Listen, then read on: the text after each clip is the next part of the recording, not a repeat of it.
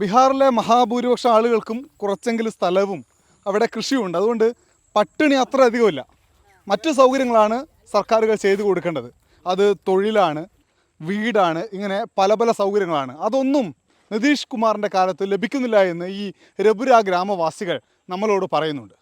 जी sir, middle class देखिए, घर घर भी नहीं दिया नीतीश कुमार जी। हाँ हाँ, देखिए ना सर, ये आपका घर जी यही है। नीतीश जी को ध्यान देना चाहिए। हम लोग पास भी किए तो उसमें भी स्कॉलरशिप नहीं मिला।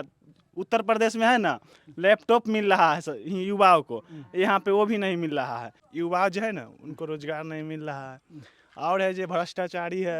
സച്ചിൻ കുമാറിൻ്റെ അച്ഛൻ കർഷകനാണ്, മുത്തച്ഛനും കർഷകനാണ്. അതിൽ നിന്നൊരു മാറ്റം സച്ചിൻ സ്വപ്നം കണ്ടിരുന്നു, ഇപ്പോഴും കാണുന്നുമുണ്ട്.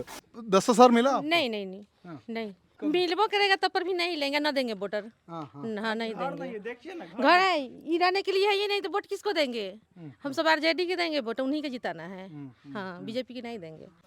വീട് തരാത്ത, ഞങ്ങൾക്ക് വിദ്യാഭ്യാസം കൃത്യമായി തരാത്ത, തൊഴിൽ തരാത്ത ആളുകൾക്ക് എങ്ങനെ വോട്ട് ചെയ്യുമെന്ന് ചോദിക്കുന്നു. 10,000 കിട്ടിയിട്ടില്ല എന്നും പറയുന്നുണ്ട് ഇവർ, ഈ രപുര ഗ്രാമവാസികൾ. കുട്ടികളൊക്കെ ഇവിടെ ഉണ്ട്.